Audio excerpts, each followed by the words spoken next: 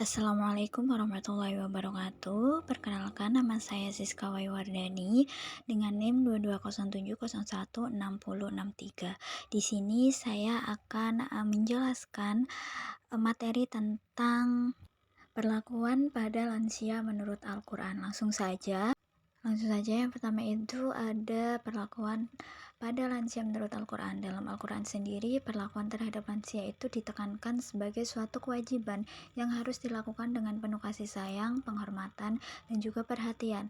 Lansia ini kan merupakan bagian dari masyarakat yang harus diperlakukan dengan baik dan tidak boleh diabaikan.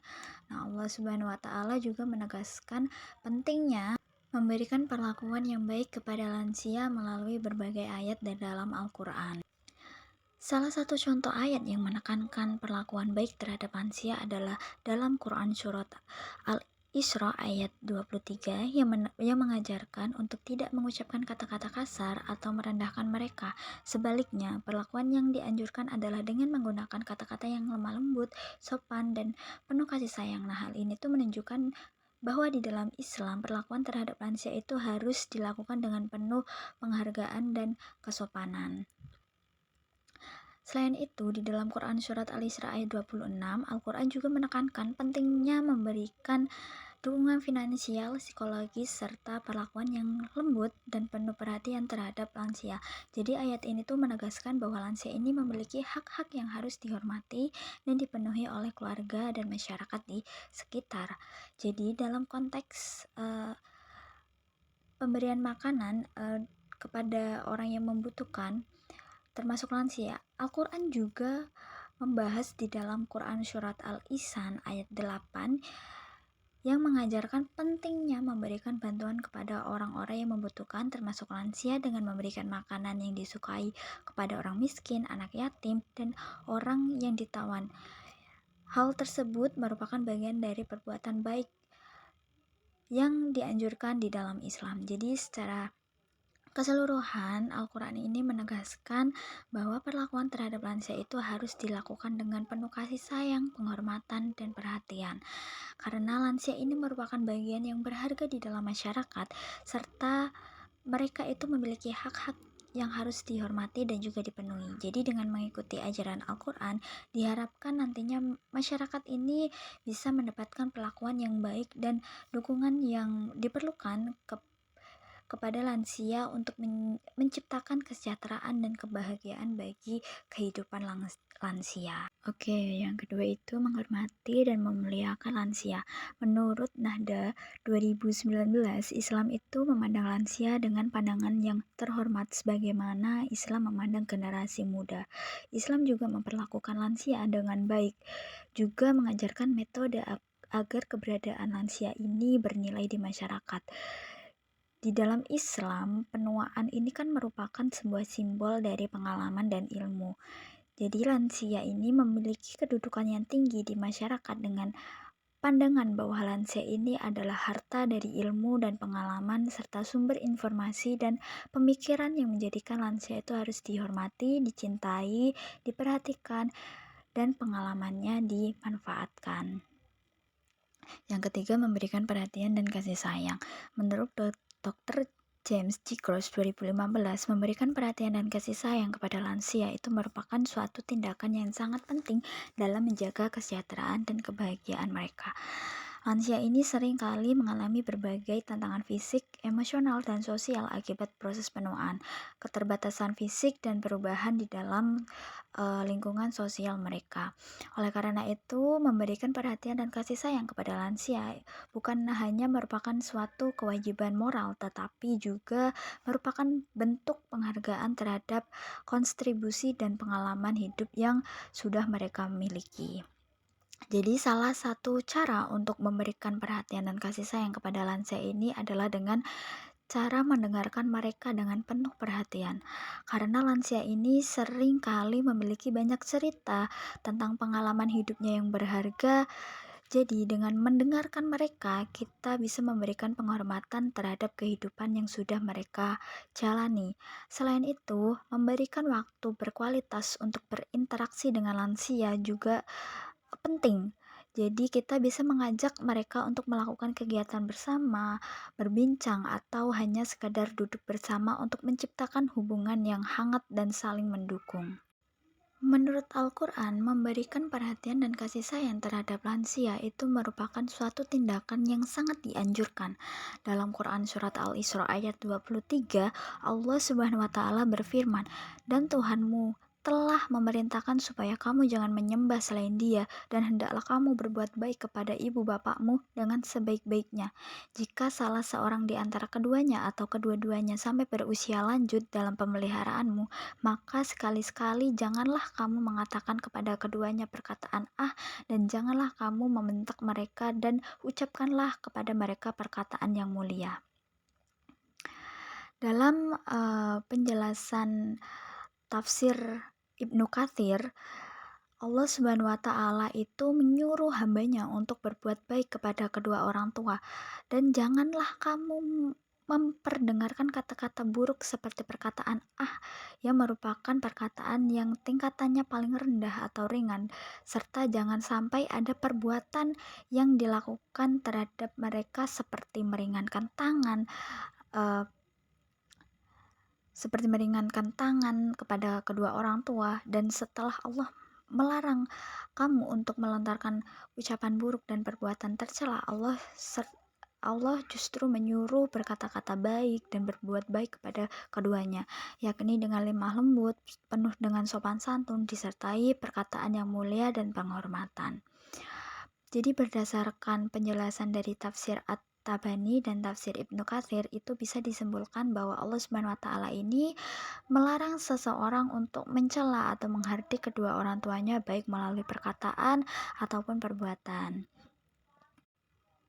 Lalu yang selanjutnya itu peran keluarga dalam merawat lansia. Menurut Liva Maita tahun 2017 menekankan bahwa keluarga ini memiliki tanggung jawab untuk menjaga kesehatan dan memenuhi nutrisi, serta mengatur pola istirahat dan membantu aktivitas lansia agar tetap berdaya sesuai dengan kemampuannya. Jadi dalam konteks ini, keluarga itu diharapkan dapat mempertahankan dan meningkatkan status mental lansia, mengantisipasi perubahan sosial ekonomi, serta memberikan motivasi dan memfasilitasi perubahan sosial ekonomi lansia. Jadi dengan memberikan dukungan fisik, emosional, dan sosial yang kuat, keluarga ini bisa menciptakan lingkungan yang mendukung kesejahteraan dan kualitas hidup lansia. Melalui pemahaman yang mendalam, kesabaran, serta keikhlasan dalam memberikan perawatan, keluarga ini bisa memastikan bahwa lansia itu merasa dihargai, dicintai, dan mendapatkan perawatan yang terbaik sesuai dengan kebutuhan mereka. Ini menekankan pentingnya keluarga dalam merawat lansia, yaitu Quran Surat Al-Luqman ayat 14, yang artinya bersyukurlah kepadaku dan kepada kedua orang ibu bapakmu, dan hanya kepadakulah kembalimu. Jadi ayat ini tuh menegaskan kewajiban berbuat baik kepada kedua orang tua, termasuk memberikan perawatan dan penghormatan kepada mereka ketika sudah berusia lanjut. Jadi dengan memberikan perhatian dan kasih sayang kepada lansia itu merupakan bagian dari rasa syukur terhadap Allah Subhanahu wa Ta'ala. Langkah penting untuk menjaga kesejahteraan dan kualitas hidup lansia. Yang pertama itu menciptakan lingkungan yang nyaman dan aman, yang meliputi pola makan sehat. Sediakan makanan sehat dan bergizi dalam lingkungan yang nyaman untuk lansia, serta pastikan makanan yang disajikan ini sesuai dengan porsi dan jadwal makan yang sudah teratur gitu. Lalu yang kedua itu kegiatan fisik. Jadi kita bisa mengajak lansia untuk berpartisipasi dalam kegiatan fisik ringan di lingkungan yang aman, seperti berjalan-jalan di sekitar rumah atau melakukan senam ringan pada pagi hari. Lalu kita bisa menciptakan suasana yang mendukung secara emosional dengan mendengarkan cerita lansia serta memberikan dukungan moral dan menciptakan hubungan yang positif kepada lansia. Terus yang kedua itu dengan memberikan dukungan emosional dan sosial yang meliputi, yang pertama ada lingkungan aman. Jadi kita harus memastikan bahwa lingkungan tempat tinggal lansia ini aman dan bebas dari bahaya seperti menghindari barang-barang yang bisa menyebabkan kecelakaan. Lalu yang kedua itu pola makan sehat. Jadi kita bisa memberikan dukungan emosional saat mendorong lansia itu untuk mengikuti pola makan sehat serta mendengarkan keluhan terkait makanan tersebut, dan memberikan pujian saat mereka itu berhasil menjaga pola makan yang baik. Lalu yang ketiga itu kegiatan sosial. Kita juga bisa mengajak lansia untuk terlibat dalam kegiatan sosial di lingkungan sekitar seperti kayak pertemuan komplek atau acara komunitas untuk menjaga koneksi sosial mereka. Lalu yang ketiga itu mengatur pola makan dan kegiatan fisik yang sehat, yaitu yang meliputi yang pertama itu dukungan emosional. Kita bisa memberikan dukungan emosional saat membantu lansia untuk mengatur pola makan yang sehat serta mendengarkan keinginan mereka terkait makanan tersebut dan memberikan motivasi untuk senantiasa menjaga kebiasaan makan yang baik. Lalu yang kedua itu lingkungan nyaman. Jadi kita bisa menciptakan lingkungan yang nyaman dan menenangkan saat lansia itu makan. Jadi dengan memperhatikan pencahayaan, suhu ruang, serta suasana yang ramah. Lalu yang ketiga itu aktivitas fisik. Kita bisa mendorong lansia untuk senantiasa berpartisipasi dalam kegiatan fisik yang sesuai dengan kondisi mereka. Jadi dengan memberikan bimbingan dan dukungan saat mereka melakukan aktivitas tersebut. Jadi dengan mengintegrasikan ketiga aspek tersebut, keluarga itu bisa menciptakan lingkungan yang holistik untuk lansia serta mendukung kekuatan fisik, mental, dan emosional mereka secara keseluruhan. Yang selanjutnya, tantangan dan solusi dalam merawat lansia. Menurut Dr. Linda French, seorang pakar geriatri, itu melawat lansia itu dapat melibatkan berbagai tantangan yang memerlukan pendekatan yang tepat dengan pendekatan holistik dan komprehensif. Jadi merawat lansia ini bisa dilakukan dengan lebih efektif dan memberikan dampak yang positif bagi kesejahteraan dan kualitas hidup mereka. Terdapat beberapa tantangan utama dan bagaimana solusi dalam merawat lansia yang perlu diperhatikan. Yang pertama itu masalah kesehatan fisik. Jadi masalah kesehatan fisik ini merupakan salah satu tantangan utama yang dihadapi oleh lansia. Jadi kan lansia ini kan sering mengalami berbagai masalah kesehatan, kondisi kronis ya, seperti kayak diabetes, hipertensi, dan penyakit jantung. Lalu ada masalah mobilitas, yaitu penurunan kemampuan bergerak serta kekuatan fisik, dan penurunan kognitif, yaitu gangguan pada kemampuan berpikir, mengingat, serta memahami. Jadi kondisi kronis yang umum pada lansia ini bisa mempengaruhi kualitas hidup mereka secara signifikan dan memerlukan perawatan jangka panjang. Masalah mobilitas juga bisa menghambat aktivitas sehari-hari dan meningkatkan risiko terjadinya kecelakaan atau cedera. Sementara itu, penurunan kognitif seperti gangguan pada ingatan dan kemampuan berpikir itu juga bisa mempengaruhi kemampuan lansia untuk menjalani kehidupan sehari-hari secara mandiri. Untuk mengatasi masalah kesehatan fisik ini, penting bagi lansia untuk mendapatkan perawatan dan perhatian khusus dari tenaga medis dan keluarga. Perawatan yang tepat dan dukungan yang kuat juga bisa membantu meningkatkan kualitas hidup lansia, memperlambat progresivitas kondisi kesehatan, dan memastikan bahwa mereka ini bisa tetap aktif dan mandiri dalam menjalani kehidupan sehari-hari. Lalu yang kedua itu tantangan emosional dan psikologis.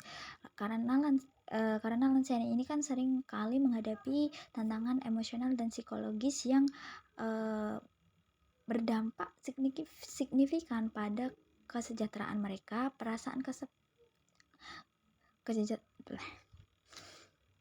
Perasaan kesepian seringkali muncul akibat berkurangnya interaksi sosial dan keterbatasan mobilitas yang dapat menyebabkan isolasi atau ketidaknyamanan emosional. Selain itu, depresi juga merupakan masalah umum di kalangan lansia karena dipicu oleh beberapa faktor seperti perubahan kehidupan, masalah kesehatan, dan kehilangan orang terdekat. Kecemasan ini juga sering dirasakan oleh lansia terkait dengan kesehatan, keuangan, dan masa depan. Hal ini bisa mengganggu kesejahteraan mental dan fisik mereka. Selain itu, kehilangan kemandirian juga menjadi tantangan yang serius di mana penurunan fisik atau kognitif ini bisa menyebabkan rasa frustasi dan kehilangan kontrol atas hidup mereka. Oleh karena itu, penting untuk memberikan dukungan sosial, emosional, dan psikologis yang tepat kepada lansia untuk membantu mereka mengatasi tantangan ini dan meningkatkan kualitas hidup mereka secara keseluruhan. Lalu yang ketiga itu keterbatasan keuangan. Keterbatasan keuangan ini seringkali menjadi masalah serius bagi lansia, terutama ketika mereka memerlukan perawatan medis khusus atau layanan perawatan jangka panjang. Memberikan layanan yang memadai bagi lansia itu bisa melibatkan biaya yang tinggi, termasuk biaya konsultasi medis, obat-obatan, perawatan rumah sakit, dan perawatan jangka panjang yang difasilitasi perawatan dan layanan perawatan lainnya. Jadi keterbatasan keuangan ini bisa membuat lansia dan keluarga merasa tertekan dan khawatir akan kemampuan mereka untuk memenuhi kebutuhan perawatan yang diperlukan. Nah, hal ini itu menyebabkan stres finansial yang berdampak negatif pada kesejahteraan emosional mental lansia. Jadi untuk mengatasi keterbatasan keuangan dalam memberikan perawatan bagi lansia, penting untuk mencari sumber daya bantuan keuangan yang tersedia, seperti program bantuan pemerintah, asuransi kesehatan, program subsidi perawatan jangka panjang, dan bantuan sosial dari organisasi atau lembaga amal. Selain itu, perencanaan keuangan yang bijaksana dan pengelolaan anggaran yang hati-hati juga bisa membantu mengurangi beban keuangan yang terkait dengan perawatan lansia. Jadi dengan pendekatan yang terencana dan dukungan yang tepat, keterbatasan keuangan dalam memberikan perawatan bagi lansia itu bisa teratasi sehingga kualitas hidup mereka itu tetap terjaga dan kebutuhan mereka itu bisa terpenuhi dengan baik. Terus yang terakhir itu burnout bagi caregiver. Burnout bagi caregiver, terutama anggota keluarga yang merawat orang tua lanjut usia, itu merupakan masalah yang serius yang dapat timbul akibat tuntutan fisik, emosional, dan keuangan yang tinggi dalam memberikan perawatan. Burnout itu adalah kondisi stres kronis yang disebabkan oleh beban kerja yang berlebihan dan kurangnya dukungan yang dapat berdampak negatif bagi kesejahteraan mental caregiver. Dan caregiver sendiri itu adalah orang yang merawat lansia. Jadi tuntutan fisik dalam merawat lansia seperti mengangkat, membantu mandi, atau merawat kebutuhan hariannya itu bisa menyebabkan kelelahan fisik yang signifikan bagi caregiver. Selain itu, tuntutan emosional juga mempengaruhi caregiver, termasuk perasaan stres, kecemasan, kesepian, dan perasaan tidak berdaya dalam menghadapi kondisi kesehatan kebutuhan lansia. Jadi tuntutan keuangan juga merupakan faktor yang bisa menyebabkan burnout bagi caregiver, terutama jika biaya perawatan lansia ini tinggi dan menimbulkan beban finansial yang berat bagi keluarga. Ketidakmampuan dalam memenuhi kebutuhan perawatan lansia secara finansial juga bisa menimbulkan stres dan kekhawatiran yang berkelanjutan bagi caregiver. Jadi untuk mengatasi burnout bagi caregiver ini penting untuk memberikan dukungan sosial, emosional, finansial yang memadai. Jadi hal ini itu bisa meliputi pembagian tugas perawatan dengan anggota keluarga lainnya, atau dengan mencari bantuan dari tenaga profesional atau layanan perawatan untuk mengatur waktu istirahat dan rekreasi bagi caregiver, serta mencari sumber daya dan program bantuan yang tersedia untuk mengurangi beban finansial. Jadi dengan memperhatikan kesejahteraan caregiver dan memberikan dukungan yang tepat, burnout ini bisa dicegah atau dikurangi sehingga caregiver itu bisa terus memberikan perawatan yang berkualitas bagi orang tua lanjut usia tanpa mengorbankan kesejahteraan pribadi mereka. Baik, itu saja dari saya. Terima kasih. Mohon maaf apabila ada kekurangan. Wassalamualaikum warahmatullahi wabarakatuh.